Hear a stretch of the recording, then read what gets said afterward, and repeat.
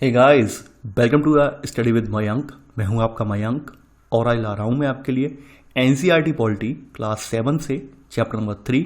देखिए यहाँ पर आज हम देखेंगे राज्य शासन कैसे काम करता है। ठीक है, तो चलिए स्टार्ट करते हैं आज का वीडियो।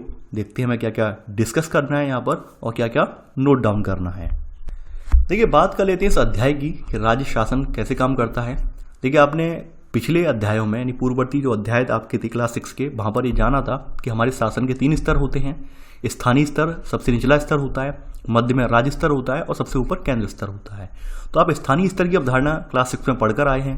अब इस अध्याय के तहत हम यहाँ पर ठीक है क्लास 7 में यहाँ पर राज्य स्तर की अवधारणा के बारे में जानेंगे और आगामी कक्षाओं में हम यहाँ पर फिर जो आपकी केंद्र स्तर की अवधारणा है उसको जानेंगे। ठीक है, तो यहाँ पर राज्य स्तर की अवधारणा को जानने के लिए चूंकि राज्य शासन कैसे काम करता है, इसके लिए हमने क्या किया है कि यहाँ पर हमने एक मुद्दा उठाया है, स्वास्थ्य का मुद्दा। ठीक है, तो स्वास्थ्य के मुद्दे पर राज्य किस तरह से अपनी प्रतिक्रिया दे रहा है, किस तरह से राज्य में स्वास्थ्य की संबंधित परेशानियों को निपटाया जा रहा है, तो उस मुद्दे पर यहाँ पर विचार किया गया है। तो उस मुद्दे के इर्द गिर्द यहाँ पर राज्य के स्तर के शासन की कहानी को गढ़ा गया है इसमें। ठीक है, तो देखिए यहाँ पर वही एक कहानी दी हुई है कि 2 छात्राएं हैं आपस में बात कर रही हैं। ठीक है, न्यूज़पेपर देख रही हैं। तो यहाँ पर कह रही हैं कि भाई अपने राज्य में पानी की कमी है और बहुत से लोग बीमार पड़ रहे हैं।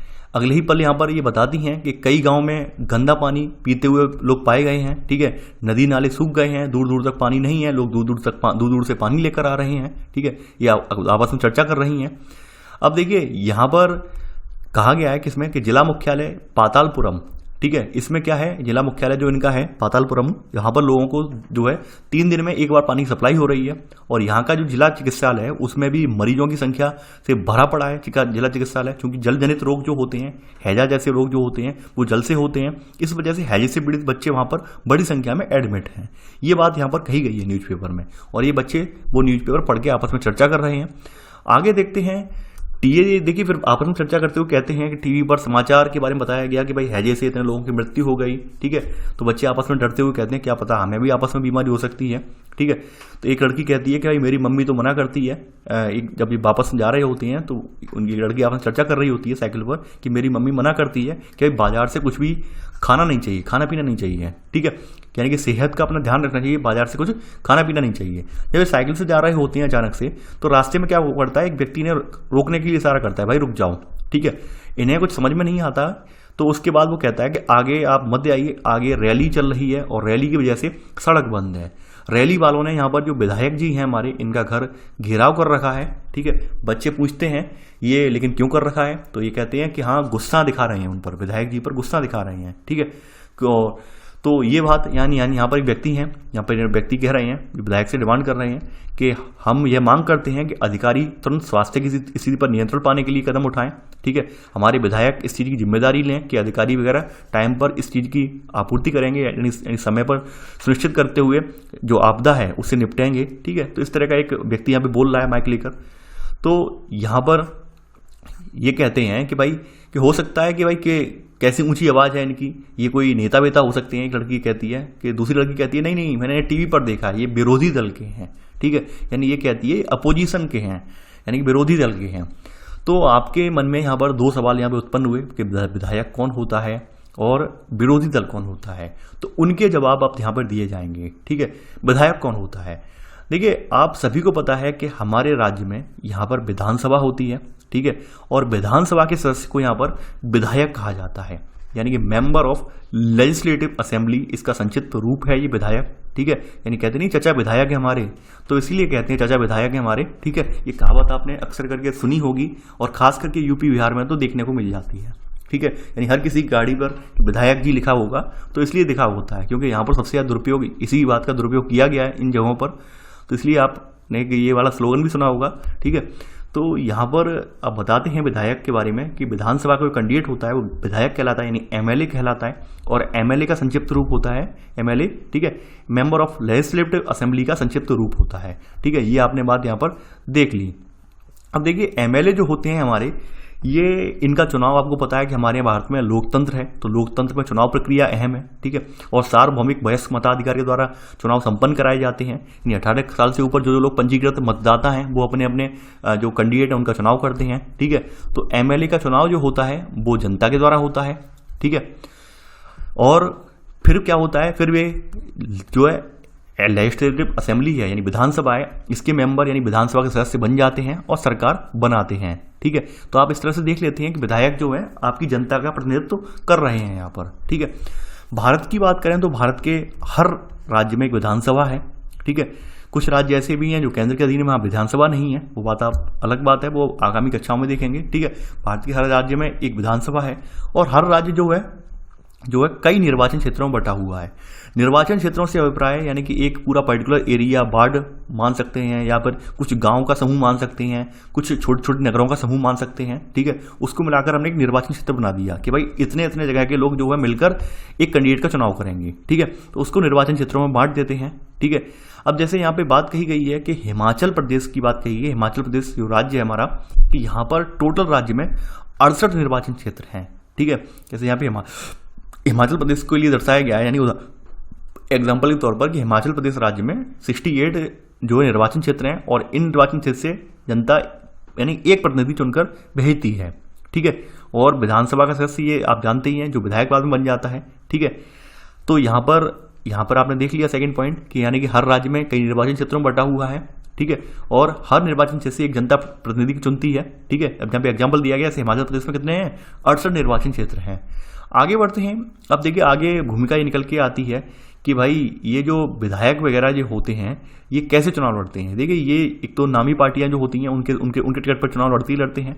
इसके अलावा अलग अलग पार्टियों भी लड़ते हैं। ठीक है, कुछ यहाँ पर जो होते हैं निर्दलीय भी लड़ते हैं चुनाव। ठीक है, अब देखिए ये लोग जो विधायक होते हैं ये मंत्री या मुख्यमंत्री कैसे बनते हैं, ये सवाल आपके माइंड में आता होगा। देखिए आपने प्रक्रिया आपके यहाँ वही है, जो केंद्र स्तर पर प्रक्रिया है वही आपके राज्य स्तर पर प्रक्रिया है। ठीक है, यानी कि ये जिस राजनीतिक दल से ये लोग विधायक यानी जिस राजनीतिक दल के विधायक आधे से अधिक निर्वाचन क्षेत्रों में जीत जाते हैं तो राज्य में उस दल का बहुमत माना जाता है। यानी कहने का मतलब ये है कि भाई 100 सीट्स हैं, 100 में से एक पार्टी को 51 सीट्स मिल गई, तो यानी कि वो लीड कर रहा है, बहुमत है उसका। ठीक है, बहुमत माना जाएगा। ठीक है, यानी कि ये बहुमत में है और ये अब सरकार बना सकता है। ठीक है, ये अब सरकार बना सकता है। तो यानी जिस राजनीतिक दल को विधायक को आधे से अधिक निर्वाचन क्षेत्रों में जीत जाते हैं, ठीक है, यानी मान लीजिए 100 निर्वाचन क्षेत्र हैं, 51 पर विजयी हो गए, तो ये बहुमत में है। ठीक है, तो राज्य में उस दल का बहुमत माना जाता है। और बहुमत प्राप्त दल क्या करता है, ठीक है, ये बहुमत प्राप्त करने वाले राजनीतिक दल को क्या कहते हैं, सत्ता पक्ष कहते हैं। और जो लोग यानी कि बाद बाकी लोग बहुमत प्राप्त नहीं कर पाते, या फिर जो सबसे बड़ा दल होता है, मान लीजिए यहाँ पर हमारे 3 पार्टियां थी, अब एक पार्टी ने यहाँ पर 20 ठीक है सीटें निकाल ली, दूसरी पार्टी ने मानते हैं यहाँ पर 29 सीटें निकाल ली। ठीक है, यानी एक ने कितनी निकाली, यहाँ पर एक ने निकाली 20 सीटें, दूसरी निकाली 29 सीटें, तो 29 सीटों वाले को हम विरोधी पक्ष बोल सकते हैं। ठीक है, वैसे है तो 20 पक्ष वाला भी, लेकिन प्रबल विरोधी के रूप में देखेंगे, अगर मुख्य विरोधी के रूप में देखेंगे तो 29 वाला, क्योंकि इसके पास ज्यादा सीटें हैं। ठीक है, तो ये यहाँ पे से विरोधी पक्ष की संज्ञा दी गई है। तो यहाँ पर वही कहा गया कि बहुमत प्राप्त करने वाले राजनीतिक दल को सत्ता पक्ष और अन्य सबको विरोधी पक्ष वाला कहा जाता है। ठीक है, तो वो बात यहाँ पे बताई गई है, एग्जाम्पल मैंने आपको दे दिया है। आगे बढ़ते हैं यहाँ पर। ठीक है, देखिए चुनाव के बाद क्या करते हैं सत्ताधारी दल, चुनाव के बाद सत्ताधारी दल अपना जो है नेता चुनते हैं। ठीक है, नेता को चुनाव करते हैं जिन्हें वो मुख्यमंत्री बनाते हैं। ठीक है, यानी कि अपना जो चुन के गए, मान लीजिए 100 कैंडिडेट हैं, 100 कैंडिडेट विधानसभा के लिए विधायक चुनकर गए, तो वे अपना भी प्रमुख चुनते हैं कि भाई ये व्यक्ति हमारा प्रतिनिधित्व करेगा, यानी हम सबको राय वगैरह, हम सबका मार्गदर्शन या हम सबकी जो धारणा है, विचारधारा है, उसको आगे लेके जाएगा। तो 100 के 100 जो व्यक्ति हैं या फिर जो भी व्यक्ति हों, यानी एक एग्जाम्पल के तौर पर मैं ले रहा हूँ, ये आप भी मत समझना 100 व्यक्ति हों, यूपी में 403 हैं अभी। ठीक है, तो ये जो व्यक्ति हैं अपना एक मुख्यमंत्री चुनते हैं। ठीक है, तो यहाँ पर थर्ड पॉइंट नोट कर लेना, चुनाव के बाद सत्ताधारी दल के विधायक अपने नेता का चुनाव करते हैं, वो मुख्यमंत्री बनता है। ठीक है, ये आपने नोट कर लिया होगा। देखिए कौन सा पॉइंट, ये सॉरी चौथा पॉइंट आएगा। देखिए मैं पॉइंट भूल जाता हूँ, तो इसके लिए मैं चौथा पॉइंट आएगा ये। अब देखिए चुनाव के बाद जो राज्य का राज्यपाल जो होता है यहाँ पर, ठीक है, ये क्या करता है, ये मुख्यमंत्री की और मुख्यमंत्री से रिलेटेड अन्य मंत्रियों की नियुक्ति करता है, मुख्यमंत्रियों के साथ साथ अन्य मंत्रियों की नियुक्ति करता है। ठीक है, अब देखिए यहाँ पर जो राज्य का राज्यपाल है उसका दायित्व हम थोड़ा देख लेते हैं। राज्य का राज्यपाल जो होता है वो राज्य का प्रमुख होता है, ये बात आप यहाँ पे नोट करके लिख लेना। ठीक है, नोट करके इसमें डाल लेना कि राज्य का जो प्रमुख होता है वो राज्य का राज्यपाल कहलाता है। ठीक है, इसकी नियुक्ति कैसे होती है, इसकी नियुक्ति जो होती है वो सेंट्रल गवर्नमेंट, केंद्र सरकार के द्वारा की जाती है। कि रीजन क्या है, रीजन ये की जाती है कि भाई इसका काम ये होता है कि राज्य में संवैधानिक जो नीतियां हैं, संवैधानिक नियम या अधिनियम है, ये इनके अनुसार काम कर रहा है राज्य या नहीं कर रहा है, ये उस चीज को देखता है। और अगर ये पाता है कि भाई राज्य में जो गतिविधियां संचालित हो रही हैं वो संवैधानिक नियमों के अनुरूप नहीं है, तो तत्काल राष्ट्रपति से या फिर जो सत्तारूढ़ पार्टी सेंट्रल गवर्नमेंट है उससे अनुशंसा करता है कि भाई फलानी पार्टी यहाँ पे अपनी मनमर्जी चला रही है, तो वहां पर आप राष्ट्रपति शासन लगवाइए या जो भी कुछ करिए, कार्रवाई करिए। ठीक है, तो एक तरह से वहां पर यानी कि मॉनिटरिंग करता है राज्यों की, एक तरह से हम ये मान सकते हैं। ठीक है, और ये करता भी मॉनिटरिंग ही करता है, वाकई में मॉनिटरिंग करता है। ठीक है, तो ये नोट करके आप लिख लेना, यहाँ तक ये राज्यपाल के बारे में बात हो गई। ठीक है, अगली बात यहाँ पर कही गई है, अब देखिए आपने देख लिया कि भाई ये मुख्यमंत्री का चुनाव करते हैं और अन्य मंत्री यानी मुख्यमंत्री चुने जाते हैं, और राज्यपाल क्या करता है कि भाई राज्यपाल जो होता है वो मुख्यमंत्री और अन्य मंत्रियों की नियुक्ति करता है। अब देखिए आपके माइंड में एक बात निकल के आई होगी कि विधायक, मंत्री, मुख्यमंत्री, ये क्या मतलब है। मुख्यमंत्री तो आपने देख लिया कि भाई 100 के 100 कैंडिडेट है मान लीजिए, तो उन्होंने अपना एक प्रमुख चुन लिया कि भाई ये फलाना व्यक्ति ए व्यक्ति हमारा प्रमुख रहेगा। ठीक है, अब मंत्री क्या होता है, मिनिस्टर क्या होता है। अब देखिए मिनिस्टर की अवधारणा ये होती है कि यहां पर जो मुख्यमंत्री ये होता है कि इन 100 व्यक्तियों में से कुछ व्यक्तियों को विधायक के अतिरिक्त मंत्रालय का पदभार संभालवाता है। मंत्रालय का मतलब ये होता है कि भाई किसी राज्य में बहुत सारे मंत्रालय होते हैं, जैसे जल मंत्रालय यानी कि वाटर से जुड़ी हुई समस्याएं, ये जल मंत्रालय होगा। ठीक है, हेल्थ से जुड़ी हुई मंत्रालयों के लिए स्वास्थ्य मंत्रालय होगा। ठीक है, शिक्षा के लिए एजुकेशन बोल सकते हैं। ठीक है, यानी शिक्षा मंत्रालय होगा वहां पर। ऐसे करके विभिन्न प्रमुख मंत्रालय बटे होते हैं, जो कि राज्य की आप मान सकते हैं आधारिक समाचार से जुड़े हुए मंत्रालय होते हैं। वो सब प्रमुख मंत्रालय होते हैं। किसी किसी व्यक्ति को दो या तीन मंत्रालय दे दिए जाते हैं। ठीक है, तो इनका रोल क्या होता है, मंत्रालयों का रोल ये होता है कि भाई हम पर्टिकुलर कैंडिडेट को, जैसे मान लीजिए हमने यहाँ पर एक मंत्री जी हैं, मान लीजिए रमन करके एक मंत्री जी हैं, देखिए एग्जाम्पल के लिए नाम ले रहा हूँ, रमन करके मंत्री जी हैं, इन्हें हमने जो है जल मंत्रालय दे दिया। तो इनका काम ये होगा कि भाई जल मंत्रालय से जुड़ी हुई जो भी खामियां हैं, जल की उपलब्धता या फिर जल की सुनिश्चितता में जो भी दिक्कतें हैं या जल की प्रदूषण में जो दिक्कतें हैं, वो इनसे रिलेटेड डीलिंग करेंगे। ठीक है, ये किसी और की डीलिंग नहीं करेंगे, यहां पर ये मतलब हो गया। ठीक है, हेल्थ वाला हमने किसी को पकड़ा दिया तो हेल्थ वाला हेल्थ से रिलेटेड इश्यू को देखेगा, एजुकेशन वाला एजुकेशन से रिलेटेड इश्यू को देखेगा। इसलिए हम जो यहाँ पर क्या करते हैं कि भाई विधायकों में से ही, ठीक है, 10 या 11 विधायक जो भी हैं वो हम निकाल लेते हैं। ठीक है, वैसे 15% का प्रावधान है, वो हम पढ़ चुके हैं। ठीक है, पढ़ चुके हैं लक्ष्मीकांत में, लेकिन हम यहाँ पर इतना डीपली नहीं जाएंगे। तो कुछ कैंडिडेट को हम यहाँ पे निकाल लेते हैं, ऐसे समझ लेते हैं, कुछ कैंडिडेट को हम यहाँ पे विधायकों में से चुन लेते हैं और उन्हें हम यहाँ पे मंत्रालय का पदभार संभालवा देते हैं, विभिन्न मंत्रालय दे देते हैं। ऐसे करके वो मंत्री भी बन जाते हैं, इन्हें मंत्री का दर्जा उन्हें मिल जाता है। बाद बाकी जो लोग बचे जाते हैं वो केवल विधायक ही रहते हैं, MLA ही रहते हैं। ठीक है, तो ये MLA और मंत्री में अंतर होता है, आप समझ गए होंगे। ठीक है, यानी कभी कभी क्या होता है कि भाई MLA हम अपना MLA ना ला के कुछ बाहर से व्यक्तियों को मंत्री बना देते हैं, उसका प्रोसीजर भी है। ठीक है, संविधान में। तो यहां पर वही बात है। ठीक है, अगली बात यहां पे कही गई है, यहां पे आप नोट करेंगे यहां पर अगला पॉइंट कि मुख्यमंत्री और अन्य मंत्रियों का दायित्व होता है, ठीक है, कि वे शासन के विभिन्न विभागों या मंत्रालयों को चलाएं। ठीक है, इन सबके अपने अपने कार्यालय होते हैं, अलग अलग कार्यालय होते हैं। ठीक है, जो कार्यालय में प्रदत्त किया जाता है वो सब कार्यालयों का जो है संचालन करते हैं। देखिए विधानसभा इन लोगों के लिए एक ऐसा स्थान होता है जहां पर सभी विधायक, चाहे वो सत्ताधारी हों या फिर विरोधी हों, ठीक है, विभिन्न विषयों पर चर्चा करने के लिए एकत्रित होते हैं। यानी आपसे अगर पूछा जाए कि भाई ये राज्य विधानसभा में विभिन्न चर्चाओं पर वाद विवाद करने के लिए लोग कहाँ पर एकत्रित होते हैं, चुने हुए प्रतिनिधि कहाँ पर एकत्रित होते हैं, ये विधानसभा में एकत्रित होते हैं, चाहे सत्तारूढ़ पार्टी के हों या विपक्ष के हों। ठीक है, यानी कि कुछ विधायकों पर लिखा भी है, कुछ दोहरी जिम्मेदारी होती है। मान लीजिए हमने बताया था कि एक विधायक के रूप में भी है, मंत्री के रूप में भी है। यानी कि हमने मान लीजिए 100 कैंडिडेट हैं, 100 कैंडिडेट में 10 कैंडिडेट हमने निकाल लिए। किसके लिए निकाल लिए? हमने 10 कैंडिडेट निकाल लिए विभिन्न मंत्रालयों के लिए निकाल दिए, तो उन्हें मंत्री का दर्जा भी दिलवा दिया गया। ठीक है, दोहरी जिम्मेदारी मिल गई। यानी विधायक तो है ही अपने क्षेत्र के, इसके अलावा मंत्री भी हैं। ठीक है, मंत्रालय भी संभाल रहे हैं। ठीक है, तो यहाँ पर दोहरी जिम्मेदारी भी होती है, ये आप जानते हैं। ठीक है, तो यहाँ पर लिख लेना कि कुछ विधायकों पर इसी में दोहरी जिम्मेदारी होती है, जैसे विधायक और दूसरा मंत्री के रूप में भी। ठीक है, आगे बढ़ते हैं। यहाँ पर ये बात आपने नोट कर ली। अगला पॉइंट है कि विधानसभा में बहस कैसे होती है। ठीक है, विधानसभा में बहस की प्रक्रिया दिखाई गई है यहाँ पर।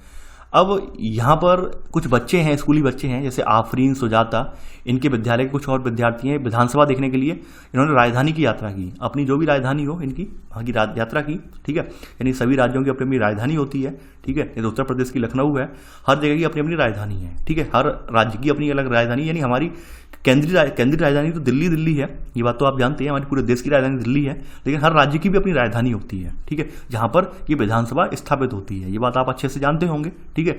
यानी ये सब चीज़ें मैं इसलिए इस पहलुओं पर विचार कर रहा हूँ, बता रहा हूँ आपको कि शायद कोई अनभिज्ञ व्यक्ति हो, जिसे नहीं पता हो ये सब कॉमन चीज़ें, उसे लगता हो कि ये भाई यूं ही ऐसी हो जाती होंगी चीज़ें कि भाई लखनऊ में ही विधानसभा क्यों है, तो ऐसी हो जाती होगी। हमेशा राजधानी जहाँ पर होती है किसी राज्य की, वहीं पर विधानसभा स्थापित होती है, ठीक है, यानी वहीं पर स्थापित होती है।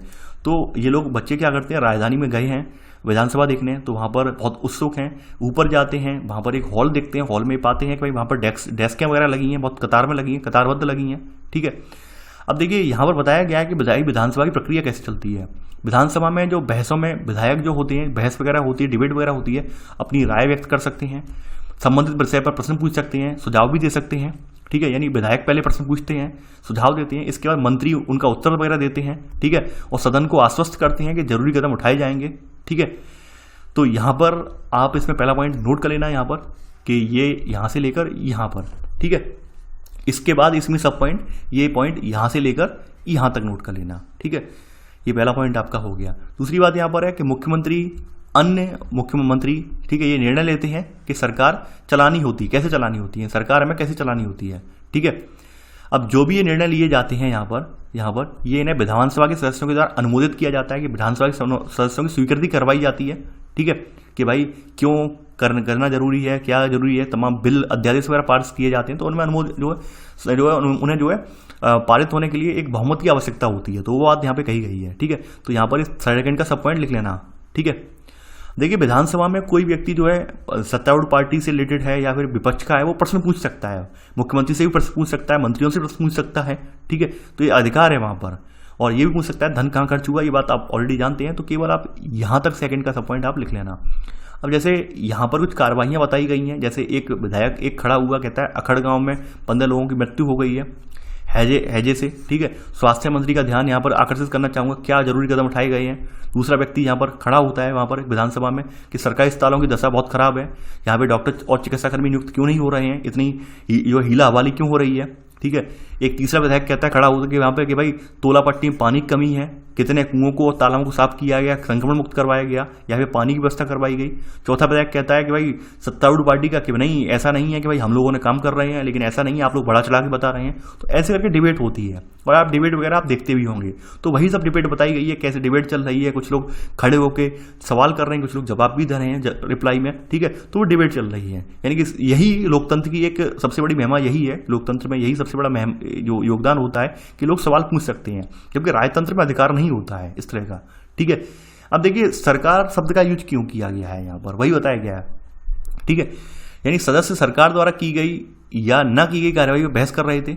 यहाँ पे जो आपने देखा कि सदस्य क्या कर रहे थे, सरकार ने जो कार्रवाई की है, जो सरकार जो कार्रवाई कर रही है, सदन का सीन क्रिएट किया गया है यहाँ पे, सदन का किस तरह से लोग डिबेट कर रहे हैं, किस तरह से एक व्यक्ति खड़ा होकर प्रश्न पूछ रहा है, बाद बाकी लोग सुन रहे हैं, ठीक है। सभापति महोदय हैं सत्ता के, वो सब आप बाद बाकी कक्षाओं में देखेंगे, ठीक है। तो सरकार के प्रति यानी यहाँ पर कहा गया है कि सरकार द्वारा की गई, यानी कि जो भी सरकार है, ठीक है, सरकार का मतलब क्या हुआ कि भाई जो भी वहां पर मुख्यमंत्री और मंत्रालय है वो सरकार का रूप है, ठीक है। यानी यहाँ पे कहा गया है सदस्य सरकार के द्वारा की गई या ना की गई कार्रवाई पर बहस कर रहे थे। ऐसा इसलिए क्योंकि विधायक सामूहिक रूप से सरकार के लिए उत्तरदायी होते हैं, यानी कि विधायक किसके लिए उत्तरदायी है, सरकार के लिए। जो भी सत्तारूढ़ पार्टी है सरकार बोली है, सरकार के लिए उत्तरदायी होते हैं, ठीक है। यहाँ पर अब आप नोट कर लेना, देखिए यहाँ पर थर्ड पॉइंट नोट कर लेना, ठीक है। सदस्य सरकार द्वारा की गई कार्रवाई पर बहस कर रहे थे, ठीक है, क्योंकि विधायक सामूहिक रूप से सरकार के काम के लिए उत्तरदायी होते हैं, ठीक है। ये लिख लेना आप। इसी में सब पॉइंट सरकार शब्द से तात्पर्य यहाँ पर शासन के विभिन्न विभागों और मंत्रियों से होता है जो उनके प्रभारी हैं, ठीक है। यानी सरकार शब्द से यहाँ पे अभिप्राय क्या है कि सत्तारूढ़ पार्टी में जो लोग विभिन्न विभागों और मंत्रालयों के प्रभारी होते हैं उन्हें सरकार के रूप में इंगित किया जाता है, ठीक है। और इन सब का प्रमुख कौन होता है, वो होता है मुख्यमंत्री, ठीक है, जो कि सरकार का कार्यकारी हिस्सा यानी कार्यपालिका कहलाता है, ठीक है। यानी सॉरी ये लाइन अगले में लिख लेना कि यही सरकार का कार्यकारी हिस्सा कार्यपालिका कहलाता है, ठीक है। यानी कि इसे हम क्या कहते हैं, इस हिस्से को, ये थर्ड का पहला सब पॉइंट है, थर्ड का सेकंड सब पॉइंट, यानी कि ये हिस्सा क्या कहलाता है, ये हिस्सा कहलाता है आपका कार्यपालिका, ठीक है। आपने सुना होगा विधायिका, कार्यपालिका, न्यायपालिका, ठीक है, यानी अंग आपने देखे होंगे। ठीक है, तो 3 अंग हमारे यहाँ पाए जाते हैं शासन के, शासन में बोल रहा हूँ सॉरी। तो ये 3 अंग हम देखते हैं कि न्यायपालिका स्वतंत्र है, विधायिका, ठीक है, तो यहाँ पे वही बात बताई गई। कार्यपालिका में कौन कौन रहते हैं, यहाँ पे कार्यपालिका में यहाँ पर मुख्यमंत्री और जो मंत्री वगैरह हैं वो निहित हैं। ठीक है, विधायिका में दूसरी ओर विधायिका की अगर बात करें, ठीक है, तो दूसरी तरफ थर्ड सब पॉइंट नोट करेंगे, विधायिका में आपके कौन कौन निहित हैं कि दूसरी तरफ सारे विधायक जो विधानसभा में एकत्रित होते हैं वो विधायिका कहलाते हैं। ठीक है, यानी विधायिका को अधिकार ये है कि कार्यकाल पालिका उसे सवाल पूछ सकती है। ठीक है, सरकार यानी कार्यकारी हिस्से से सवाल करने का अधिकार है, ये बात आप अच्छे से जानते हैं। ठीक है, तो आपने थर्ड के तीनों सब पॉइंट नोट कर लिए हैं, तो वही बात यहाँ पे बताई गई है। आगे बढ़ते हैं। अब यहाँ पे कहा गया शासन की कार्यप्रणाली। देखिए, यहाँ पर आपको पता है कि शासन के 3 स्तंभ तो हैं ही हैं, लेकिन यहाँ पे चतुर्थ स्तंभ के तौर पर मीडिया की भी एक भूमिका है, मीडिया की भी एक महती भूमिका रहती है, इंपॉर्टेंट भूमिका रहती है। क्योंकि आपने देखा होगा काफी बार क्या होता है, कभी कभी सत्तारूढ़ पार्टी विपक्ष जो होता है अपनी जो दायित्वों का निर्वहन करने में असमर्थ जब हो जाते हैं, तो मीडिया, अखबार, टीवी चैनल या संगठन तमाम जो हैं वो अपनी अपनी मांगे उठाते हैं, उन्हें उनसे अवगत करवाते हैं। आपने देखा होगा बहुत सारे मुद्दे सरकार के संज्ञान में तब आ पाते हैं जब अखबार, टीवी वाले उन्हें प्रबल रूप से चलाते हैं। ठीक है, तो यहाँ पर इसे चतुर्थ स्तंभ के रूप में भी देखा जाता है मीडिया को। ठीक है, इनका उद्देश्य सबका यही है, उद्देश्य यही है कि सरकार अपनी जो कार्यवाहियां हैं, अपनी जो क्रियाविधियां कार्यवाहियां हैं वो सुचारू रूप से संचालित कर सके। ठीक है, अब देखिए यहाँ पर कहा गया है कि विधानसभा में चर्चा होने के थोड़े ही समय बाद स्वास्थ्य मंत्री ने प्रेस वार्ता की। प्रेस वार्ता का मतलब ये होता है भाई यहाँ पर, ठीक है, कि भाई तमाम जनता से जुड़े हुए मुद्दे थे। यानी आपने शुरुआत में, चैप्टर की शुरुआत में देखा था कि बच्चे जो हैं अखबार के द्वारा जान रहे थे कि भाई प्रदेश की स्थिति क्या है, राज्य की स्थिति क्या है, राज्य में किस तरह से मौतें हो रही हैं, लोग हैजा से ग्रसित कैसे हैं, पीने का पानी क्यों नहीं मिल पा रहा है, अखबार से जाना। ठीक है, अब चूंकि अखबार वालों को ये पता नहीं होगा, यानी कि सरकार अखबार वालों को ये नहीं बताएगी कि भाई हम क्या क्या कदम उठा रहे हैं, तो अखबार वाले थोड़ी ना बता पाएंगे कि भाई कि सरकार ये कदम उठा रही है। अखबार वाले तो नकारात्मक ही छापेंगे। ठीक है, तो सरकार यहाँ पे प्रेस वार्ता करती है। प्रेस वार्ता ये होती है कि भाई जितने भी पत्रकार हैं, जितने भी संगठन हैं, ठीक है, जो भी मीडिया से जुड़े हुए हैं वो वहाँ पर आते हैं, वो संबंधित व्यक्ति से प्रश्न पूछते हैं यहाँ पर कि भाई किस तरह से आप रोकथाम कर रहे हैं, क्या क्या प्रबंध करवा रहे हैं, तो ये उत्तर देता जाता है और इन उत्तरों को प्रेषित करते हैं वो लोग। ठीक है, यानी समाचार पत्रों में ये चर्चाएं जो होती हैं प्रकाशित की जाती है, भाई मंत्री ने ये आश्वासन दिया, मंत्री जी ने इतनी करोड़ रुपए की धनराशि आवंटित किया। ठीक है, ऐसे करके आप पढ़ते भी होंगे, तो वही यहाँ पे बताया गया है बात। ठीक है, आगे बढ़ते हैं यहाँ पर।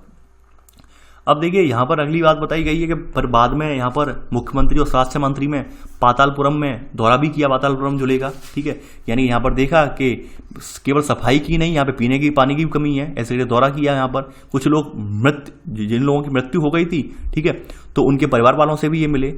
ठीक है, अब देखिए यहाँ पर कहा गया है कि जो लोग सत्ता में होते हैं, जैसे मुख्यमंत्री, स्वास्थ्य मंत्री, उन्हें समस्याओं पर कार्रवाई करनी होती है। वे यह कार्य विभिन्न विभागों द्वारा करवाते हैं, जैसे लोक निर्माण विभाग, कृषि विभाग, स्वास्थ्य विभाग, शिक्षा विभाग आदि। ये हकीकत बात है कि तमाम विभाग होते हैं, यानी कि हर विभाग का अपना एक मंत्री होता है। ठीक है, तो वही बात यहाँ पे कही गई है कि जैसे मुख्यमंत्री, स्वास्थ्य मंत्री, ये यानी कि हर विभाग का एक मंत्री नहीं होता है, यानी कि कई सारे विभाग किसी मंत्रालयों के अधीन होते हैं। मैं उल्टा बोल गया यहाँ पर, ठीक है, जल्दबाजी में उल्टा बोल गया मैं। तो यहाँ पर आप नोट कर लेना, यहाँ पर अगला पॉइंट ये देखिए, शासन की कार्यप्रणाली आप मत डालना ये, क्योंकि आप ये सब कार्रवाइयाँ आप अमूमन अपनी दिनचर्या में देखते हैं। ठीक है, यानी ये सब चीज़ें हम देखते हैं, ये सब में लिखने से कोई फायदा नहीं है। आप अमूमन दिनचर्या में देखते हैं कि ये सब चीज़ें होती हैं, किस तरह से मीडिया सवाल पूछती है, सरकार किस तरह से जवाब देती है। ठीक है, वो सब सवाल आप जानते हैं। ठीक है, अब यहाँ पे कुछ इंपॉर्टेंट फैक्ट हैं, वो आप यहाँ पर लिख लेते हैं। जैसे यहाँ पर एक ये वाला फैक्ट है, तो इस फैक्ट को यहाँ पर कौन सा पॉइंट था, यहाँ पर ये आपका थर्ड पॉइंट सब पॉइंट चला था। ठीक है, चौथा पॉइंट करके लिख लेना। ठीक है, वे लोग जो सत्ता में हैं, जैसे मुख्यमंत्री, स्वास्थ्य मंत्री, उन्हें समस्याओं पर कार्रवाई करनी होती है। ठीक है, वे यह कार्य विभिन्न विभागों द्वारा करवाते हैं, जैसे लोक निर्माण विभाग, कृषि विभाग, स्वास्थ्य विभाग, शिक्षा विभाग आदि। ठीक है, और ये सब जानते हैं विधानसभा में उठाए हुए प्रश्नों का उत्तर भी देना होता है, आश्वस्त करना होता है। ठीक है, कि भाई हम ये काम करेंगे। अब यहाँ पे कहा गया है सरकार सफाई स्वास्थ्य के लिए नए कानून बनाने का निर्णय भी ले सकती है। ठीक है, कानून बनाकर निगम के लिए अनिवार्य कर सकती है कि शहरी क्षेत्रों में ये चीज़ें की जाएं। ठीक है, पर्याप्त शौचालय व्यवस्था की जाए। ठीक है, ये किया जाए, वो किया जाए। तो यहाँ पर वही बात कही गई है, यानी किसी विषय का कानून बनाने का कार्य प्रत्येक राज्य की विधानसभा को दिया गया है। यानी राज्य से संबंधित कोई कानून बनेगा तो कौन बनाएगा, राज्य विधानसभा बनाएगी। तो 5वां पॉइंट आप नोट कर लेना। ठीक है, यहाँ पर कि किसी विषय पर कानून बनाने का कार्य प्रत्येक राज्य की विधानसभा द्वारा किया जाता है। राज्य स्तर पर, ना कि, ठीक है। और इनका कार्यान्वयन कौन करता है, क्रियान्वयन कौन करता है, शासकीय विभाग करते हैं। इसके पश्चात शासकीय विभाग इनका क्रियान्वयन करते हैं। पूरे देश में के लिए कानून कौन बनाता है, पूरे देश के लिए कानून संसद में बनाए जाते हैं, लिख लेना आप, ठीक है। आपने नोट कर लिया है ये कौन सा पॉइंट था, 5वें का सब पॉइंट था ये, ठीक है। आगे बढ़ते हैं। अब देखिए ये बताया गया है लोग किस तरह से आंदोलन कर रहे हैं। देखिए लोकतंत्र में, यहाँ पर लोकतंत्र में एक सभी को ये भूमिका है, सभी को जो यानी दिया गया, अधिकार दिया गया कि अपनी बात कहने के लिए वो आंदोलन कर सकते हैं, पत्राचार कर सकते हैं, ठीक है। ये तमाम सारी स्वतंत्रताएं प्रदान की गई हैं। उन सब स्वतंत्रताओं के बारे में आप आगामी कक्षाओं में देखेंगे, यहाँ पर मैं उस वक्त सब चीज़ें बताऊंगा नहीं, ठीक है। अब देखिए ये तो क्लास 6-7 के बच्चों के लिए प्रोजेक्ट कार्य था, प्रोजेक्ट कार्य से संबंधित तथ्य हैं, तो यहाँ पर हमें पढ़ना नहीं है, ये छोड़ दे रहे हैं। अब एंड में पहुँचते हैं कुछ और जो बातें थी, जैसे प्रेस वार्ता, ठीक है। प्रेस वार्ता में बताया गया, यहाँ पे बताई गई ये चीज़ें कि ऐसा समूह जिसे किसी विषय पर अपना पक्ष बताने और उस पर प्रश्न पूछने के लिए आमंत्रित किया गया हो, ठीक है, उनसे अपेक्षा की जाती हो कि वे मीडिया के माध्यम से इसके बारे में बड़े समूह को बताएंगे, इसे प्रेस वार्ता कहते हैं, ठीक है। तो ये नोट करके आप लिख लेना, प्रेस वार्ता किसे कहते हैं। बाद बाकी तो सारे के सारे आप लिख चुके हैं। विरोधी पक्ष कैसे है, बहुमत क्या होता है, ठीक है, निर्वाचन क्षेत्र क्या है, यानी कि या कोई पंचायत या वार्ड क्षेत्र हो सकता है, बता दिया है मैंने ऑलरेडी। तो प्रेस वार्ता केवल आप लिख लेना, ठीक है, यहाँ से लेकर पूरा लिख लेना। प्रेस वार्ता होती क्या है तो आप जान जाएंगे इसका सामान्य अर्थ, ठीक है। वैसे प्रेस वार्ता को भी मैंने डिफाइन कर दिया, एक्सप्लेन कर दिया है ऊपर, ठीक है। तो चलिए आज के लिए बस नहीं। आई होप आपको चैप्टर पसंद आया होगा।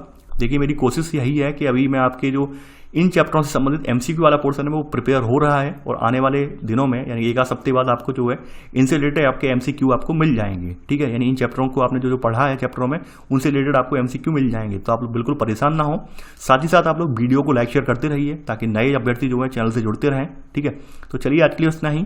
Thanks for watching. जय हिंद।